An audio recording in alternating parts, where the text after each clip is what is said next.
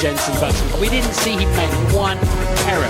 The checkered flag is out and it waves for Sebastian Vettel. It's 3 wins out of 4 for Jenson Button and Brawn. Asia, the focus of a breathless start to the campaign. And in Europe, the Brawn Empire gathered momentum. Oh, all sorts of bubbles there. Jenson Button, winner in Barcelona. Monaco, baby, yeah! And now, Istanbul.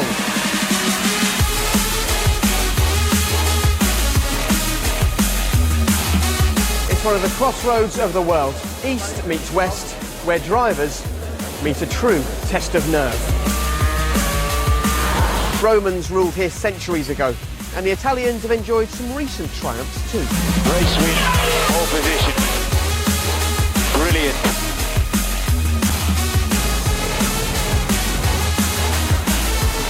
If anyone wants to be the ultimate victor this season, though, time's running out. It's time to deliver.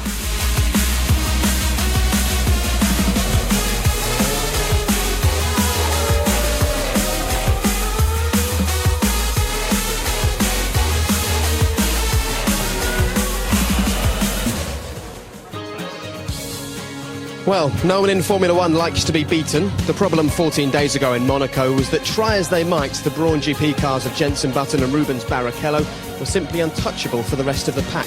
But it's goodbye to the Principality and hello to the wide rises and falls of the Istanbul Park circuit, surrounded by forests and fields here on the Asian side of the country. Quite a contrast to 2 weeks ago. And 2 weeks on from now, a totally different weekend awaits once more. We're on our way home for the British Grand Prix at Silverstone. But we're now over a third of the way through the 2009 season, and it's been an opening 6 races to remember for Brawn GP. Jenson Button, who's now won 51 of the 55 points on offer so far, leads the way from teammate Rubens Barrichello in the driver's standings. Sebastian Vettel and Mark Webber of Red Bull still harbour hopes of the driver's title. They're just ahead of Trulli and Glock in the Toyotas. But is anyone bar Brawn realistically going to challenge for the Constructors' crown? If they pick up 14 points or more tomorrow, Brawn will break the 100-point barrier. And if you take a look, you can add Ferrari's current total to McLaren's, then treble it, and those teams still wouldn't match Brawn this weekend. So there you go, a season of single-team dominance so far. But will that continue here under the hot sun in Turkey this weekend? Well, we'll find out over the next couple of days, won't we? And we'll find out in the company of David Coulthard and Eddie Jordan. And Eddie, we can see the guys working away as usual on the car behind us here. We've talked about the fact that this is one of the crossroads of the world, and many people get the sense that this is one of the crossroads of the season. Do you agree that if teams don't step up now and take the fight to Brawn, it might be too late before long? Well, where Brawn have the big advantage, everyone else is totally inconsistent, and Ferrari go well one weekend and not the next weekend, so I can't see them making a serious challenge. And then the really only other opportunity, I think, is Red Bull. They do look a very strong team, but they've got to do it now. OK, so Eddie, not thinking that Ferrari posed too much of a challenge. It's probably music to the ears of Jenson Button. I know that he's a good mate of yours and you've been enjoying his success so far this season. What do you say to the people, though, that are already saying the season's getting a little bit boring because it's the same guy and the same car at the front all the time? Well, of course, all the Brawn guys and all the fans of Brawn would disagree with that completely. But I think Eddie made a very good point there, that the big problem here is the inconsistency of the other teams. It's not whether they have a car which can on occasion be as quick as the Brawn. And I think it remains to be seen actually this weekend whether Ferrari can make that next step. And I think that through practice that we've seen so far, they do have a car which could deliver in the hands of Felipe Massa a front row starting position. OK, so will the other teams be on form or not? Well, you'll find out when qualifying gets underway on the hour. Make sure that you stay with us for that. But of course, since we were last on air, the cut-off point to enter the 2010 season has come and gone. And despite uncertainties both in the sport and in the financial world, it seems that a ticket on the grid in 2010 is the hottest ticket in town. Here's Ted Kravitz. At least 10 new teams have applied for a place in next year's World Championship. They include such names as Brabham, Lola, March, and even rumours of the Lotus name returning.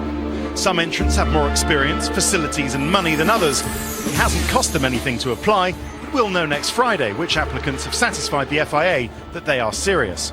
The team most advanced with its plans is US F1. This is a project that began 3 or 4 years ago, so we're ready to race in whatever happens, basically. Budget, no budget, whatever. And that's partly because we can do the team in the States, where it's very efficient to do so, and partly because it's a project that hasn't just been thought of overnight. You know, this is, a long-term project with some really good people and some great companies behind it.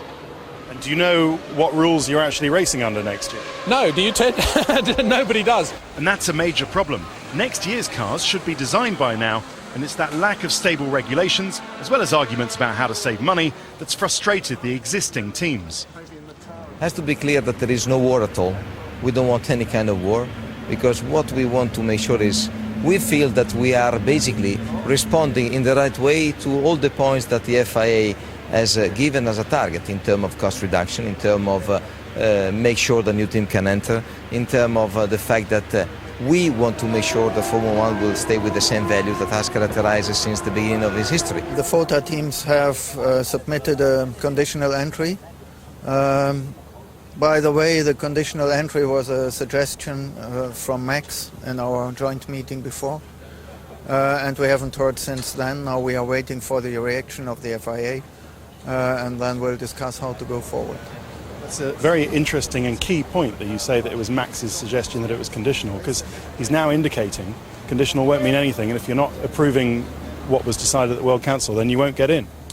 Yeah, I've read that as well. So we are waiting now for his reaction or his response to our submission. So what happens if Max says you can attach all the conditions you want, I'm the one who makes the rules, and you're not in F1?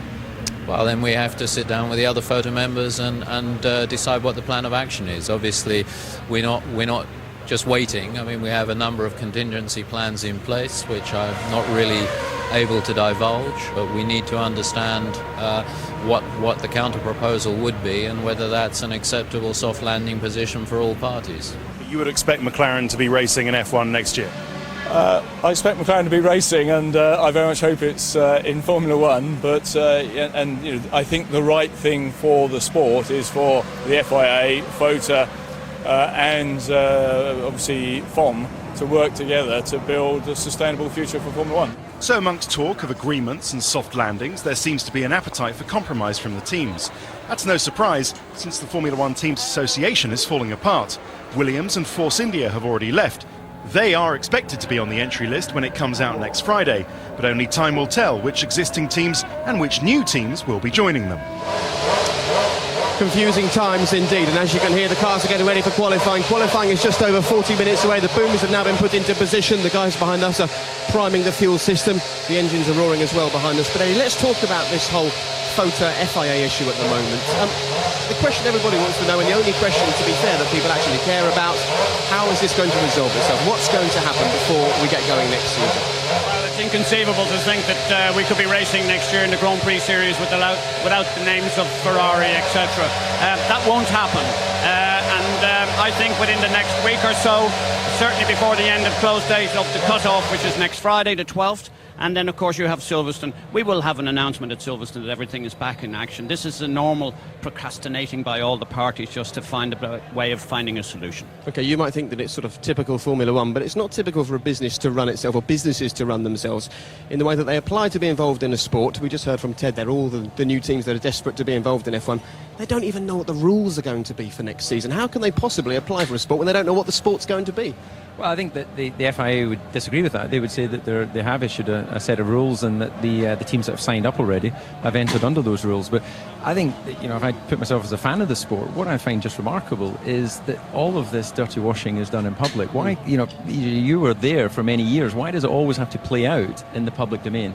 Because everybody leaks it, don't they? They go there, they think they want to have the upper hand, they want to take a stronger position than somebody else, and it's kids with toys. It's just ridiculous. It's nonsense. As David says, as a fan, I find this bizarre. OK, let's do something that we couldn't do a couple of weeks ago because we were confined to a boat. Go for a wander along the pit lane in the sunshine here. I have to say, the atmosphere isn't fantastic here in Turkey at the moment. There isn't a stack of people in the grandstands. Hopefully that'll improve as qualifying approaches. You talked about typical Formula 1. It probably is typical Formula 1 to wash your dirty laundry in public, I suppose. But how does that affect the drivers, David? You still go to the drivers' meetings. You're still registered as a driver in Formula 1. Are they bothered by this? It must be confusing for them as much as anybody else. Yeah, indeed, the drivers care a great deal about the image of the sport. You know, they are tremendously aware of how lucky they are to have this opportunity to race in Formula One. And they do feel very conscious of the fact that they don't want to confuse the fans, they don't want to alienate the fans. And there was a very lengthy meeting of the GPDA yesterday, which I won't go into the details of the meeting, but the underlying feeling is that we need to communicate with the public that we do care about them and we want to put on a good show. Good, okay, well, let's see if we can collar one of those said drivers. Giancarlo Fisichella's in the Force India garage. Giancarlo, could we just have a very quick word here on the BBC? Just come and dive in here. I'm sure you know your former teammate and DC as well. Just come and dive in here next to me. Obviously, you and Eddie spent a lot of time. You drove for him twice, I know that much. But let's talk about Force India now.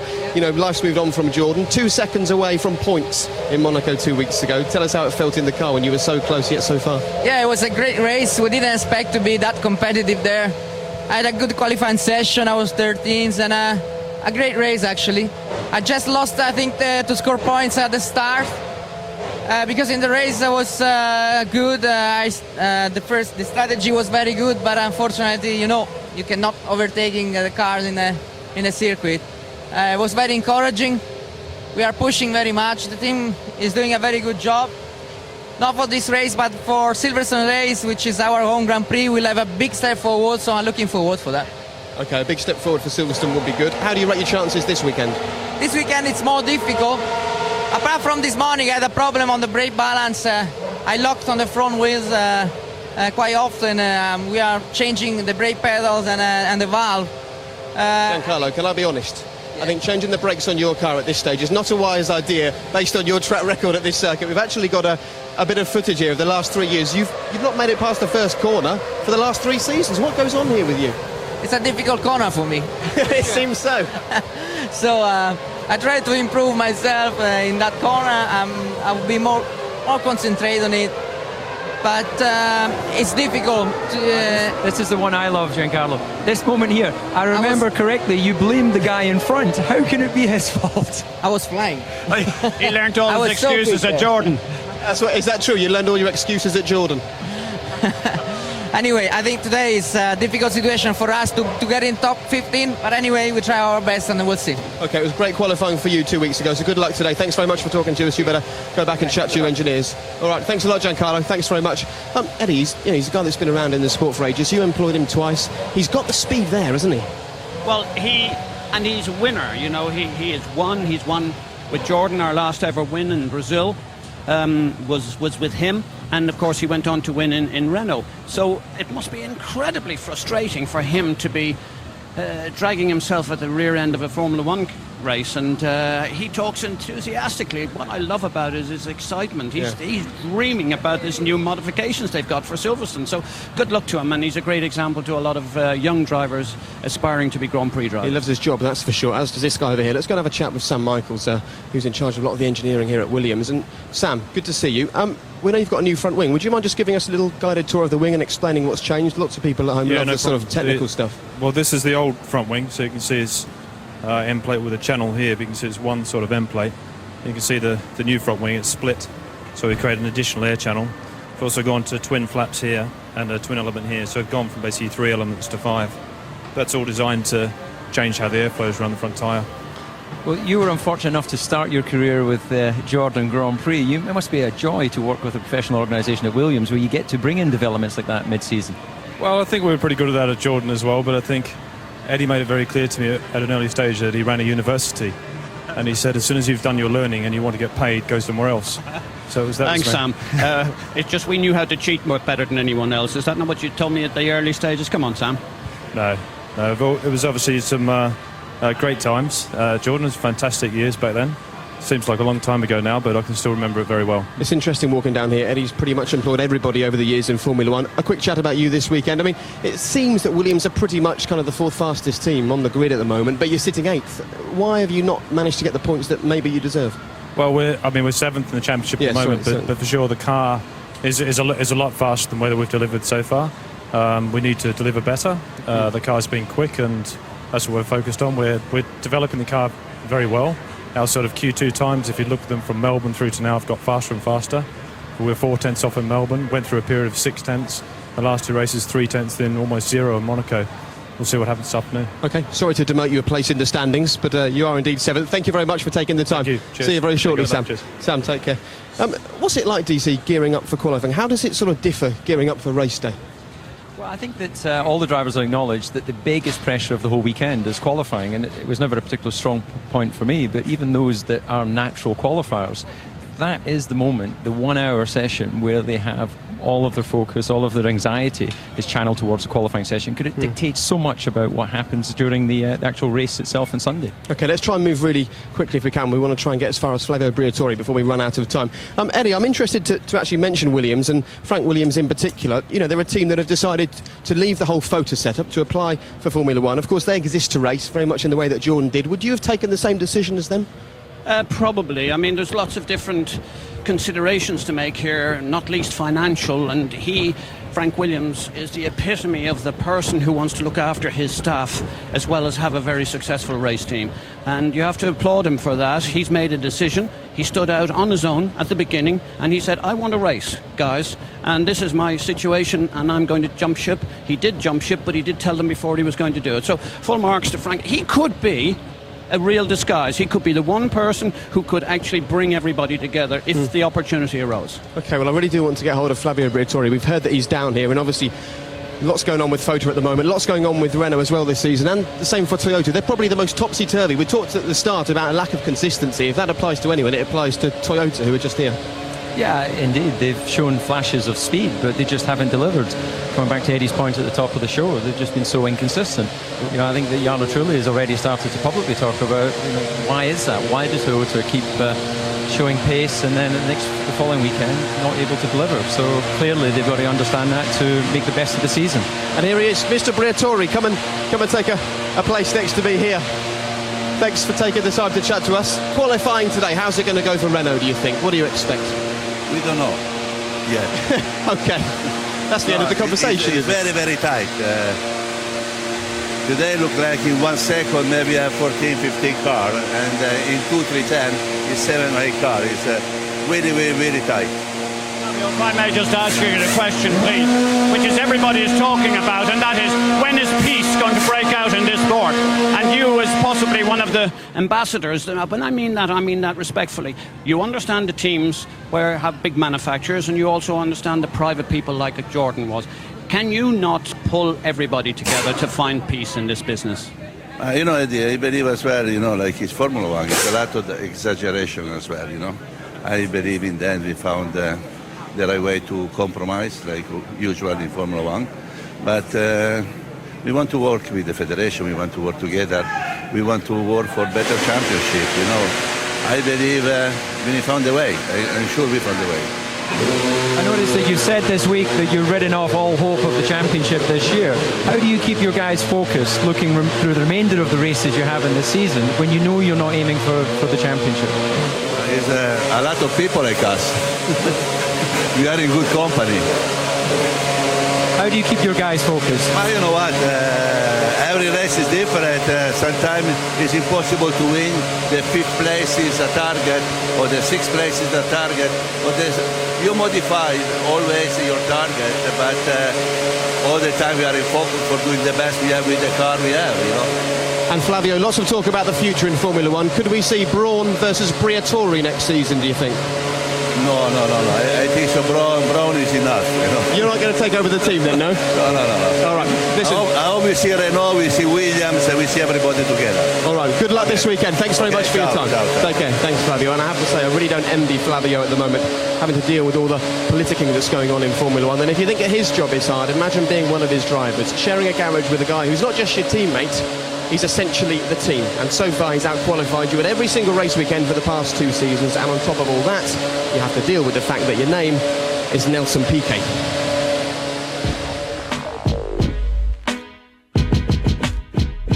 I mean, this is an impressive entrance. It just shows you how much you've done in a short number of years. This one here, I absolutely love. How much do you remember of these kind of days? Nothing. Zero. That's one of my first go-kart helmets, similar to my father's, just different colour. Quite an impressive collection of model cars you've got here. Some of them I wish to have in Rio. You've got that one in a slightly different disguise now. It's a bit newer. It's a bit newer. Yeah. Formula One, everything that you imagined it would be now this is your second season? It's always difficult to imagine how Formula 1 is going to be, you know. I mean, obviously, you know you're going to expect a tough time. And there are Piquet, and Piquet's gone off it. You know, you have been coming from Formula 3, GP2, it's all base categories, and you end up in Formula 1, it's completely different. Here's another telling off, isn't there? I knew I was heading into a different world.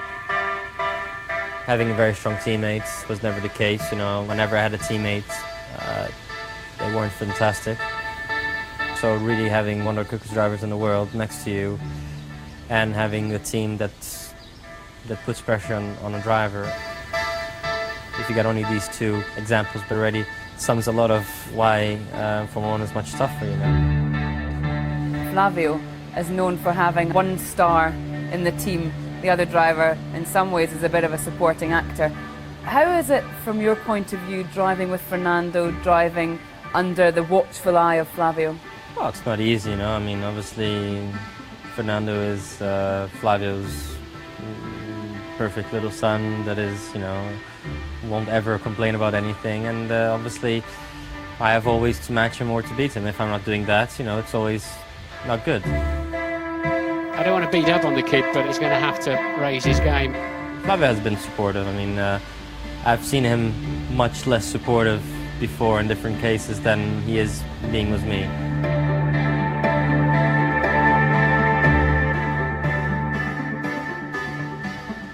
Obviously, it's not easy. I mean, Flavio's not an easy person to deal with, but it's something that I have to learn. And, you know, the good thing is that I'm started Formula 1 was the toughest teammate, was the toughest team boss, and it's not going to get any harder than this. You have got one of the nicest views I think I've ever seen. I suppose that's all the motivation you need. Yeah, it's beautiful here. Topless girls in the pool. That's a big motivation, I would imagine. Of course. You can work out here and then you can go running outside. You can run into the next beach on the stones, so I'm really, really happy. Being called Nelson Piquet, do you think that people expect even more of you? Well, I think people were expecting more because of the results in my whole career, you know, F3, GP2, plus my name. Piquet out of the race. We have a tough car to drive. We don't have a car that can win races like Lewis had in his first year. And Piquet will not get blue flags because it's for position. It's not about being lapped. It's also his future as well. Some say he's just got 2 races left.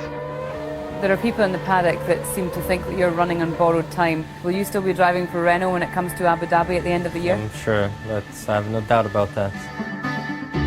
I'm not a happy person when I'm sitting on the grids in P15, P16, you know. If I have a car that can be running in 8th, 9th, 7th, I want to be running around there and not close to the back.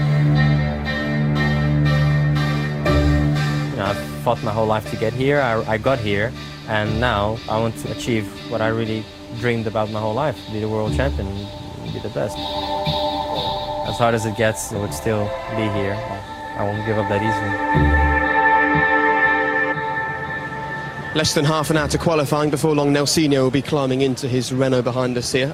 Eddie, if the mean Junior, did you not? What? Did you not mean? Well, of course, Nelson Junior. Yes, everyone knows him as Nelson Piquet. I don't mean his dad's going to jump in the car and have a go. Certainly not in this car, anyway. But talking of his dad, the rumours, if they're to be believed, are that you weren't too far away from signing him to drive for you at one point. How hard is it for his son to drive with Nelson Piquet as his name?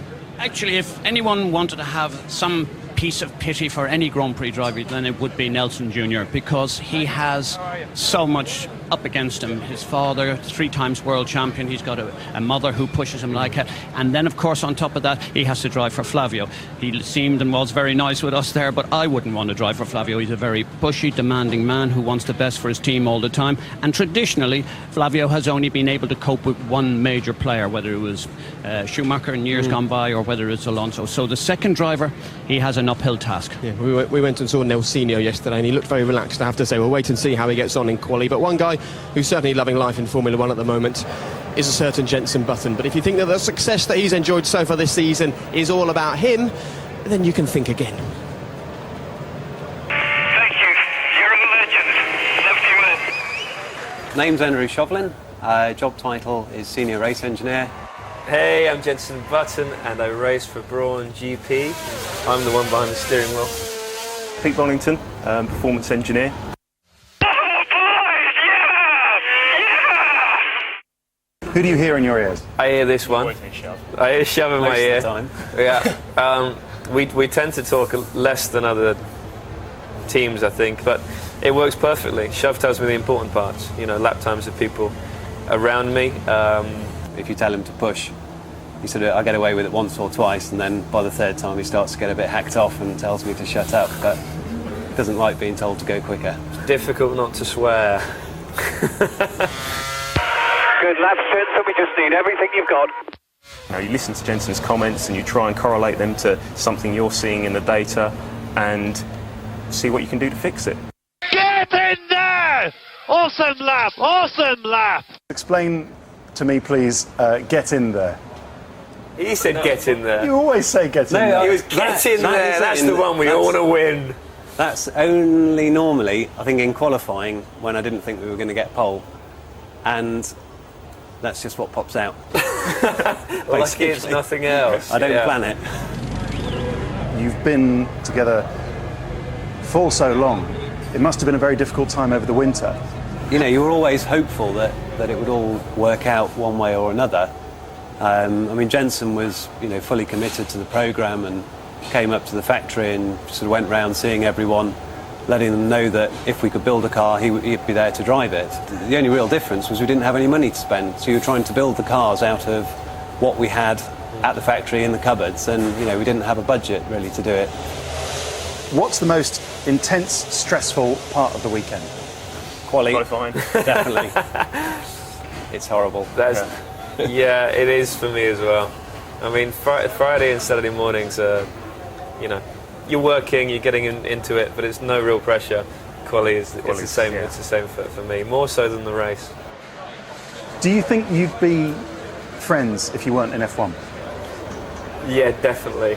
We've started our careers in a very different way. These guys are very skilled at what they do, but it's very different to what a racing driver does from the age of 8. You know what I mean? You spend so much time working together. You just got to get on. It's the only, you know. Yeah. I don't know how you could really engineer a driver if you didn't get on with them. Yeah. So we always take the mick out of each other, but yeah, we've reached that level. Exactly. But you do that with your best mate, don't you? You know what I mean? The London Triathlon, then. You're all doing it. How's training going? This is a little bit of a war wound. Yeah, war wounds and all the rest of it. So cycling's not. Yeah, it's not a non-contact sport really. But yeah, I'm getting on okay with the cycling and the running. Yeah. As you say, the swim. I think you'll be fishing me out of the docks. Well, we're all competitive people, you know. So I think it should be a lot of fun, and it's really funny because we discussed it earlier in the year, and they said, "Are you doing any triathlons?" I said, "Yeah, I'm doing the London Triathlon." And I said, "Why don't you do it?" And they were like, "Really?" And I said, "Yeah, you should definitely do it." And I got them to do it. And it's quite funny. You entered us. Oh, sorry, I entered them. Yeah. And then emailed us to say that we were entered. So, but it's quite funny because it's like anything we do. We want to do the best at it.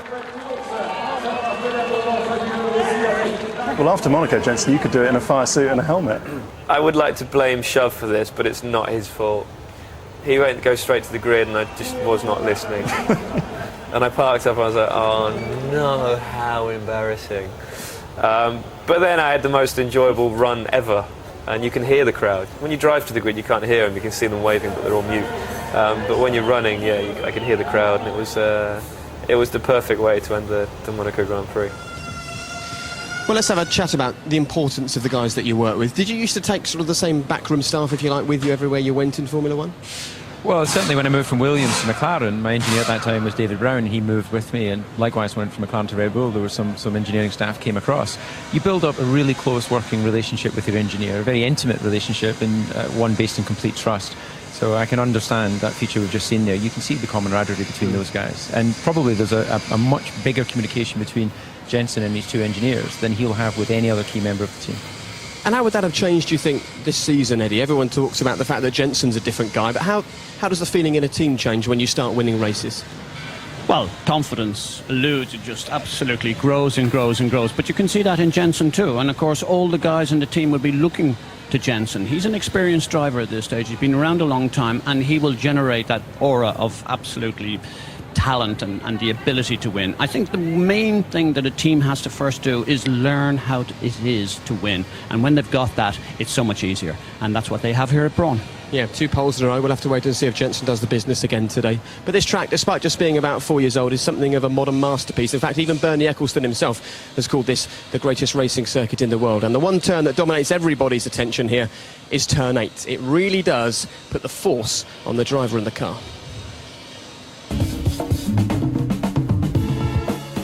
G-force stands for gravitational force. The fastest road cars generate 1G when cornering and braking. Because of aerodynamic downforce and wide slick tyres, F1 cars generate 5G, or 5 times the force of gravity. This puts tremendous strain on both mechanical parts and the driver, especially his neck, when controlling his head and crash helmet into a corner or braking zone. It's going to be tough today, I can tell you. It is baking here in Turkey. And actually, we went to watch the cars going around turn 8 during free practice yesterday with David Coulthard, and he was telling me that you can sort of hold your head up for half of the corner, and eventually you just can't hold it up anymore. A bit like when you're doing bicep curls or something in the gym and the muscle just gives way.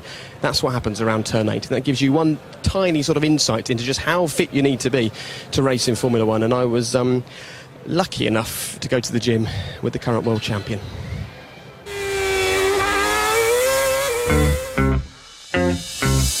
I'm going to be a trainer. I'm going to show you how to do it, then you can do it. We don't have to be very bulky. You have to have a lot of endurance. So we go on runs, bike rides for 4 to 5 hours to try and do a lot of swimming. I hate doing the swimming personally. Head's got to touch the ground. People say, yeah, I go to the gym for 1 or 2 hours, but it's rubbish. You don't not doing anything in that 2 hours. You can do a good half an hour, 45-minute session where you really do work the body, and that'll be good. I tend to do the 2 hours where I don't work the body. Oh, really? Yeah. Just checking out the ladies? Sometimes. Yeah? Although I'm a married man, so I'm not going to admit to that. How many can you do, you think? Oh, at least 2. Should we go for 5? Go on then. If you know or think that you're fitter than everyone else, that must give you a nice little psychological one-up against the rest of them. It does, especially when you get out of the car after a place like Malaysia. You're barely sweating and you look fresh, and the others, that was the hardest race ever. You're looking at them people thinking, collapse, excellent. and you get out and you can walk, and people are like, yeah, mentally that has a big impact. Now grab your shoulders, you've got to grab them. You're starting to smile at me, you know this is about to get difficult. Elbows up at your knees. Okay. Up here. Try some chin-ups, see if you can do any chin-ups. I knew this was going to. I saw this chin-up machine in the corner and I thought, please, don't take me anywhere near that. How much do you weigh? About 90 kilograms. 90 kilograms? Yeah, what are you? I weigh about 68, so... Right, okay, so I'm pulling you and a third. Remember that when I embarrass But your myself arms in a moment. are much bigger than mine, your body's built for that weight, so there's no excuse really. There's no getting out of this, is there? No. You right there? Okay. You got 2. That's good. Now grab your ears. I don't feel like I've got any stomach muscles left at this point. Do you think because people can't see into the cockpit of a Formula 1 car, Lewis, they have any idea what a difficult, hostile environment it is and how much of an athlete you need to be? Yeah, they won't have any clue, because on the actual screen it looks easy. Yeah. Even I look at the onboard footage and say, wow, that looks easy. But every corner we're braking, we're pulling up to 5 Gs. And there's 18 corners, 18 to 25 corners, you're hitting the brake so hard, left and right, boom, boom, you don't have any time to have a breather, apart from the straight. You keep doing that for as long as you can, right. And eventually you start struggling. Yeah, already. Drop. This is a Technogym F1 training machine, which we use for the neck. The neck is a killer, and what you won't know is when we hit the brake at 200 miles an hour at 80 meters before the apex of the corner, which you have to be at 30 miles an hour, the forces we have to, you can hit the brake so hard because you have all this downforce. I think DC described it as like being hit in the back with a sledgehammer. Would you agree with that? It would actually be like someone throwing like an elephant at you or something. An elephant hitting you, yeah, and actually landing on you, and you're trying to stay up and you can't. That kind of thing, Oh man. Lewis, that hurts already. I've done about 3 of those. I'll try pulling to the left. Is that on the heaviest weight? No, it's on like 5 kilos. Okay. Get it? Yep. So it's quite tough, huh? Imagine going through turn 8 of Turkey, which is 8 seconds. So, and the steering is a little bit heavy on this, so I'll give it up a little bit. Oh, you're joking. So you hold that for 8 seconds. Yeah. Okay, see, you can stop. Oh, I'm too tall, obviously, to be an F1 driver, but I think my fitness is spot on, isn't it? Oh, you're doing well. I'm actually really impressed. So. Oh, you're not impressed. You can come back and train with me anytime. Okay, We've got to work on the chin-up. So next time I see you in the gym, I want to get a good 5 out here. Check on that. Yeah? Deal. That was just male bravado in the gym, trust me, that is not going to happen. In fact, my stomach muscles did hurt after that, but I think that was from trying to suck them in for a couple of hours while standing next to Lewis. He's a fit guy. Yeah, all these guys are fit. The G-forces, even if you weren't doing a lot of training, just stabilising the body in the car alone is great training. And it used to be the case when we tested mid-season. If we didn't get into a proper training programme for 2-3 weeks, we went back in the gym. The trainers were always amazed at how little you dropped off because of the actual physical force when you're in the car. I'm amazed that, or I'm surprised, Eddie, to hear that, because you've been telling me about real driver fitness. What was it like when you were running, Jordan? Well, it was different. We always had an in-house trainer. Barry Grinham used to make sure that the drivers did everything. But we had, I don't know why, Eddie Irvine started it. He was so unfit he could hardly run to the end of the doorway. And it followed on. Giancarlo Fisichella, again, he wasn't fit enough when he came to us. And one of the big problems are now that the cars have so much downforce that it creates a different sort of driving style, and you need to be hugely talented and hugely fit. Eddie was saying that pre-season testing in those days was what the drivers used to get fit to race. It's incredible. It's remarkable, and I think Martin probably has got some views on that. You know, when we've discussed it before, he didn't do any real sort of preparation before going into the season. All my Grand Prix career, we always had a physical trainer who was given to us by the team and would follow you around the world and basically make sure that you were in the gym doing your programme. I'm just wondering whether the two guys you mentioned there, you say they weren't quick enough to run to the door. Presumably that's why they signed for you. Couldn't get away. I thought you were going to say a much more derogatory mention there, but anyway, we'll pass on. I'm happy with that one. Yeah, let's pass on. Let's move on. And let's talk about apexes. You hear drivers, talk about hitting the apex or double apexes. What are they talking about? Here you go.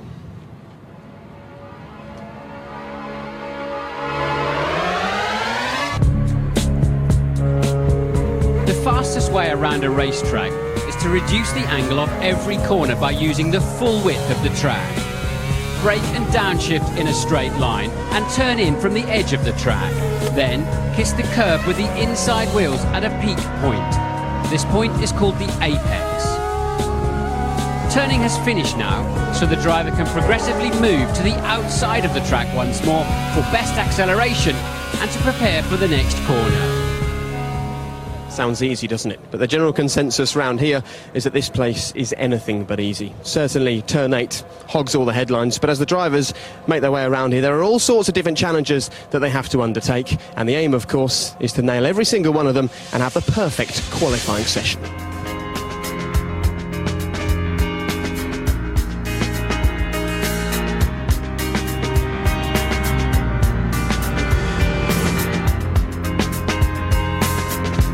You have a lot of quick corners, plus you have a very technical sector, which is the last sector.